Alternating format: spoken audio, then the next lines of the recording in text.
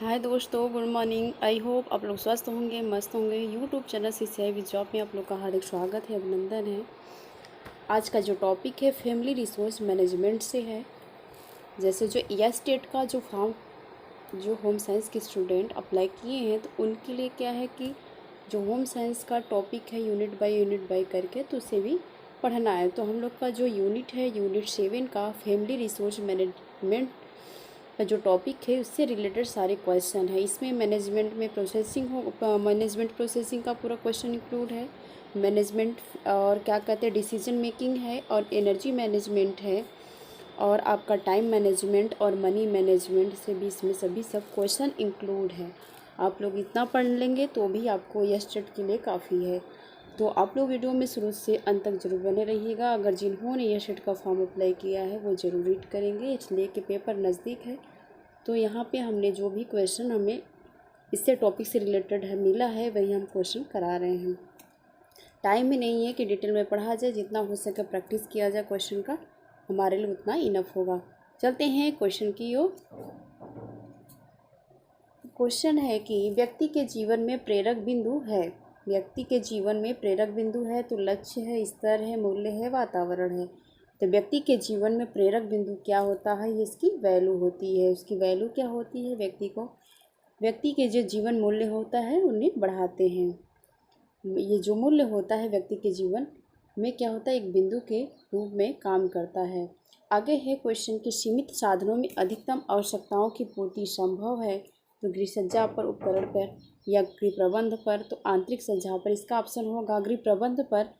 सीमित साधनों से अधिकतम आवश्यकताओं की पूर्ति संभव होता है। आगे क्वेश्चन है कि पारिवारिक जीवन में व्यक्ति का समूह के व्यवहार का निर्देशन करता है। तो यह दर्शन करता है। पारिवारिक जीवन में व्यक्ति या समूह के व्यवहार में निर्देशन कौन करता है, तो दर्शन करता है।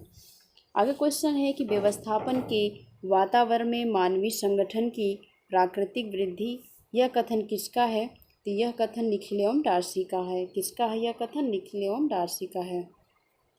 डी ऑप्शन सही होगा। आगे नेक्स्ट क्वेश्चन है कि गृह व्यवस्था एक बांध के समान है। मोस्ट इंपॉर्टेंट क्वेश्चन है। हमेशा क्वेश्चन हर एक जो भी पेपर होते हैं सभी में क्वेश्चन पूछे जाते हैं। तो क्या इसमें बताया गया, गृह व्यवस्था एक बांध के समान है जिसमें साधनों को नियमित किया जाता है। यह परिभाषा किसने दिया है, तो राजमल पी देवदास ने दिया है।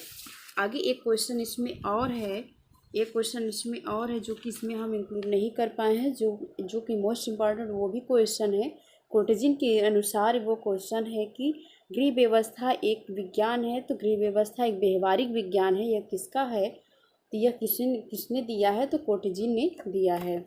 गृह व्यवस्था एक व्यवहारिक विज्ञान है। आगे चलते हैं क्वेश्चन की ओर। गृह व्यवस्था में आयोजन नियंत्रण मूल्यांकन पारिवारिक साधनों का प्रयोग करके पारिवारिक लक्ष्यों की प्राप्ति की जा सकती है। परिभाषा किसने दिया है, यह परिभाषा किसने दिया है, यहाँ पे बताया गया ग्रास एवं कैंडल ने। आगे क्वेश्चन है कि गृह व्यवस्था एक मानसिक प्रक्रिया है जिसमें आयोजन, नियंत्रण एवं मूल्यांकन के द्वारा व्यापारिक साधनों का उपयोग करके पारिवारिक लक्ष्यों की प्राप्ति की जा सकती है। तो यह किसने परिभाषा दिया है, तो ग्रास एवं कैंडल ने। यहाँ पे बता गृह व्यवस्था एक मानसिक प्रक्रिया, अगर यहाँ से आप क्या है, ऑर्गेनाइजेशन प्लानिंग है, ऑर्गेनाइजेशन है, यहाँ पे इवैल्यूएशन है, कंट्रोलिंग है। देखिए प्लानिंग है, कंट्रोलिंग है और इवैल्यूएशन है। और इसमें क्या है कि गृह व्यवस्था के 4 चरण बताए गए हैं। आयोजन है, संगठन, नियंत्रण और मूल्यांकन। तो यहाँ पे आयोजन और नियंत्रण मूल्यांकन की बात कही गई है। गृह व्यवस्था ने एक मानसिक प्रक्रिया है, तो ग्रास एवं कैंडल ने बताए हैं।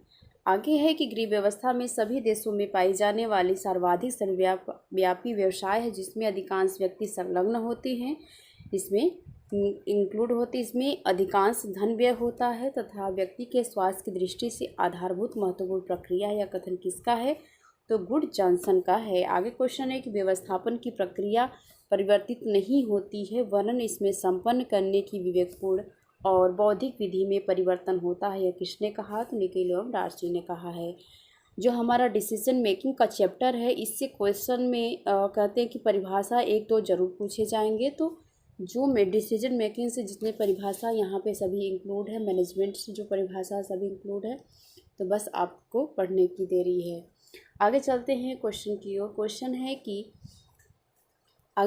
है कि यह परिभाषा किसने दी है कि सरल एवं संक्षिप्त अर्थों में व्यवस्था अर्थात हमारे पास जो उपलब्ध है उसका उपयोग हम जो चाहते हैं उसे प्राप्त करने हेतु कर सकते हैं। तो यह परिभाषा ग्रास एवं कैंडिल ने दिया है, बी ऑप्शन सही होगा।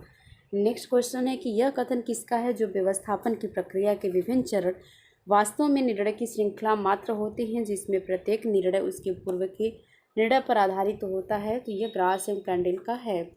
आगे क्वेश्चन है कि गृह व्यवस्था की तुलना किससे के समान की गई है, बात के समान ते किसका है, राजमल देवदास ने यह गृह व्यवस्था की तुलना बात के समान किए हैं। आगे क्वेश्चन है कि प्रभावशाली व्यवस्था मूल्य को समझने व मानवीय और भौतिक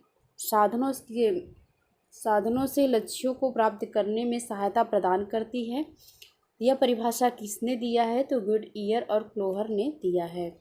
आगे क्वेश्चन है कि प्रभावशाली व्यवस्थापन हेतु कौशल विकसित करने के लिए आवश्यक है कि गृहिणी को अपने सभी उपलब्ध साधनों का ज्ञान हो। यह विचार किसने दिया है, तो गुडईयर या एवं क्लोहर ने दिए हैं। आगे क्वेश्चन है कि गृह व्यवस्था का संबंध संस्कृति से किसने जोड़ा है, तो यहाँ पे एरिन ओफ हीम ने जोड़ा है। आगे क्वेश्चन की ओर चलते हैं, आपसे इसका डी सही होगा। आगे क्वेश्चन है गृह व्यवस्था को ऐसा संगठनात्मक ढांचा जिसमें व्यक्ति कार्य करते हैं के रूप में अभिव्यक्त करते हैं किसने दिया है, तो एरिन ओपेनहीम ने दिए हैं। आगे क्वेश्चन है कि परिभाषा किसने दी है कि गृह प्रबंध निर्णयों की श्रृंखला है जो लक्ष्यों की प्राप्ति की ओर ले जाती है। मोस्ट इम्पोर्टेंट क्वेश्चन है ये। गृह प्रबंध निर्णयों की एक श्रृंखला है जो लक्ष्य की प्राप्ति की ओर ले जाती है, तो न्यूमैन समर ने बताए हैं। आगे क्वेश्चन है कि गृह प्रबंध का उद्देश्य है पारिवारिक लक्ष्यों की प्राप्ति। गृह प्रबंध का उद्देश्य है पारिवारिक लक्ष्यों की प्राप्ति करना ही गृह प्रबंध का उद्देश्य। आगे क्वेश्चन है कि दर्शन का विकास अनुभवों द्वारा किया जा सकता है। आगे क्वेश्चन की ओर चलते हैं। दर्शन हमारे जीवन में महत्वपूर्ण होते हैं। तो निर्णय लेने में, न्याय का आधार देने में, मूल्य तथा लक्ष्यों की स्थापना करने में, व्यक्ति तथा पारिवारिक सदस्य के व्यवहारिक निर्देशात्मक के रूप में उपयुक्त सभी, यहाँ पे आंसर होगा उपयुक्त सभी। ये जो सभी दर्शन हैं हमारे जीवन में महत्वपूर्ण होते हैं। आगे क्वेश्चन है कि किसने कहा है कि सहानुभूति एवं विवेक पर आधारित दर्शन परिवार को सुखी एवं सफल बनाने में सहायता करता है। इसका ऑप्शन बी होगा निकिलियम डार्सी ने। आगे क्वेश्चन है कि यह किसने कहा कि व्यवस्थापन घर के वातावरण में मानवीय संबंधों की प्राकृतिक वृद्धि है, तो निकिलियम डार्सी ने कहा है। आगे क्वेश्चन है कि वह स्थान जो हमारी भौतिक आवश्यकताओं से नहीं किंतु हमारी भावनाओं और संवेगों से जुड़ा है, तो क्या है यह घर है। घर क्या है, घर वह स्थान है जो हमारी भौतिक आवश्यकताओं से नहीं, जो हमारा घर होता है वो हमारी आवश्यकताओं से नहीं जुड़ा होता किंतु हमारी भावनाओं से और संवेगों से जुड़ा होता है, जिसे हम घर कहते हैं। आगे है कि गृह विज्ञान वह विज्ञान है जो सहायता होता है, तो किसमें सहायता होता है, सुखी तथा आदर्श परिवार के निर्माण में सहायता होता है। डी इसका ऑप्शन सही होगा। आगे क्वेश्चन है गृह व्यवस्था के निर्धारक तत्व होते हैं, तो क्या है गृह व्यवस्था के निर्धारक तत्व कितने हैं, वो 3 हैं, लक्ष्य, मूल्य एवं स्तर। तो यहाँ पे लक्ष्य एवं मूल्य एवं स्तर तीनों यहाँ पे इनके निर्धारक तत्व बताए गए हैं। अगर पूछा जाए इसमें कि जो निर्धारक तत्व है गृह व्यवस्था के, इसको अगर बीच में क्या रखा जाता है, तो बीच में क्या रखा जाता है, मूल्य को रखा जाता है। आगे चलते हैं क्वेश्चन की ओर। लक्ष्य का प्रकार नहीं है, तो दीर्घकालीन लक्ष्य है, अल्पकालीन लक्ष्य है, हमारा मध्य अंतर लक्ष्य है, सार्वभौमिक लक्ष्य नहीं है। आगे क्वेश्चन की ओर चलते हैं। लक्ष्यों की विशेषता नहीं है, तो लक्ष्यों की विशेषता क्या नहीं है, इसमें समूह लक्ष्य द्वारा एक समूह विशेष के संबंध का विकास होता है। इसमें पूछा गया है कि लक्ष्यों की विशेषता क्या नहीं है। आपके क्वेश्चन क्या है, लक्ष्यों की विशेषता क्या नहीं है, तो डी इसका ऑप्शन होगा कि लक्ष्यों की विशेषता नहीं है। आगे क्वेश्चन है कि मूल्य की विशेषता नहीं है, तो ऐच्छिक विशेषता है, आपस में संबंधित है, संतुष्टदायक है और मापन संभव नहीं है, तो यही क्या है, मूल्य की विशेषता नहीं है। मूल्य की विशेषता ये नहीं है। डी इसका ऑप्शन सही होगा। आगे क्वेश्चन की ओर चलते हैं।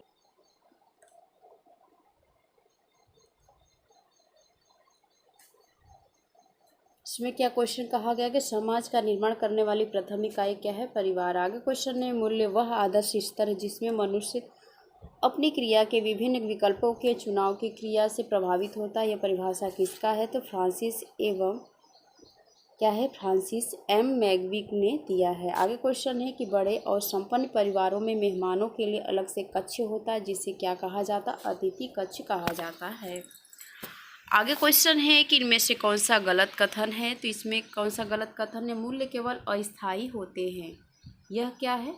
गलत कथन है। आगे क्वेश्चन है कि मूल्य का प्रश्न महत्वपूर्ण होता है न कि दार्शनिक व्यक्ति के लिए वरन प्रत्येक व्यक्ति के लिए। यह कथन किसका है? तो यह कथन इन मैक्रिल का है। आगे क्वेश्चन है, प्रभुत्व के आधार पर मूल्य को कितने वर्गों में बांटा गया है?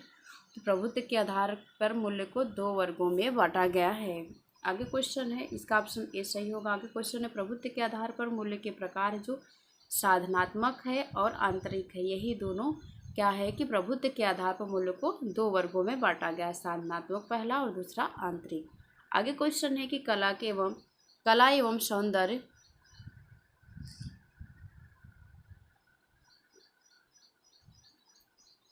सौंदर्य में रुचि होना तो आंतरिक मूल्य कहलाता है। साधनात्मक मूल्य को कभी कभी भी क्या कहा जाता है?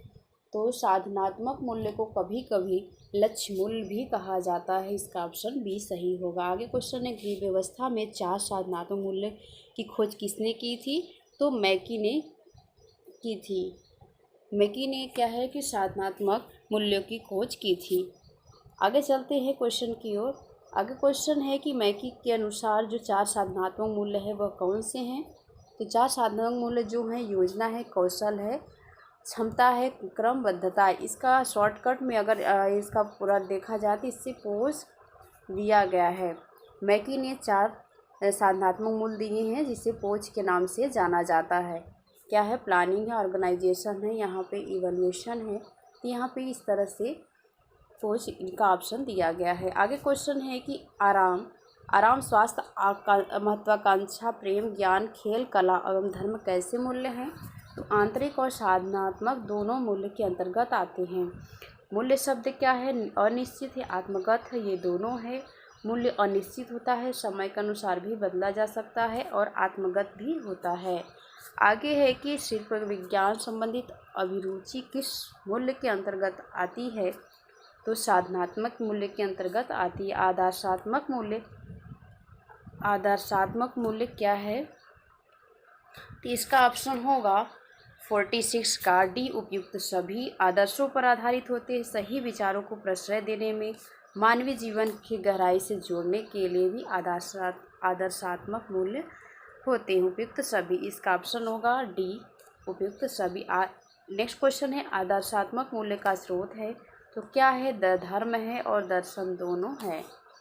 आगे क्वेश्चन है, तथ्यात्मक मूल्य के विषय में क्या सही है? तो यह ऐच्छिक भी होते हैं, विस्तृत भी होते हैं, व्यक्ति की इच्छा पर आधारित होते हैं। उपयुक्त सभी, डी इसका ऑप्शन सही होगा। आगे क्वेश्चन है, पार्कर के अनुसार मूल्य कितने भागों में विभाजित किया जा सकता है? तो 2 विभाजित। एक धनात्मक है, एक ऋणात्मक मूल्य है। यहाँ पे जो क्वेश्चन पूछे जाते हैं जो आंसर निकलता है उसी से रिलेटेड नेक्स्ट क्वेश्चन होते हैं। आगे क्वेश्चन है कि पार्कर के अनुसार मानव आचरण को नियंत्रित करने वाला मूल्य नहीं है तो क्या नहीं है? कार्य क्षमता नहीं है। धर्म है, महत्वाकांक्षा है, खेल है। मानव के आचरण को नियंत्रित करने वाला मूल्य जो नहीं है वो कार्य क्षमता नहीं है। आगे क्वेश्चन है कि पार्कर के अनुसार प्रमुख मूल्य कौन से हैं? तो प्रेम है, कला है, सुख है। यह क्या है? पार्कर के अनुसार प्रमुख मूल्य माने गए हैं या बताए गए हैं। आगे क्वेश्चन है कि समान अर्थों में लक्ष्य वह अंतिम बिंदु होता है जहां तक व्यक्ति परिवारों द्वारा कार्य करने की इच्छा रखता है। इसका ऑप्शन क्या होगा? इसका ऑप्शन होगा जी.पी. शेरी के अनुसार है। तो इसका ऑप्शन क्या होगा? निकिल एवं डार्सी ने। ये किसने दिया है? तो निकिल एवं डार्सी ने दिया है।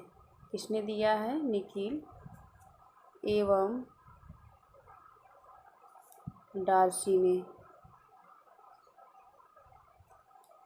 सामान्य अर्थों में लक्ष्य व अंतिम बिंदु होता है जहाँ तक व्यक्ति परिवारों द्वारा कार्य करने की इच्छा रखती है। निखिल एवं डार्सी के द्वारा दिया गया है। आगे चलते हैं क्वेश्चन की ओर।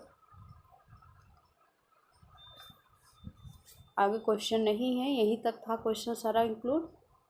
तो आई होप आप लोग को वीडियो पसंद आया होगा, तो प्लीज़ वीडियो को लाइक सब्सक्राइब शेयर जरूर कीजिएगा। आज के लिए इतना ही।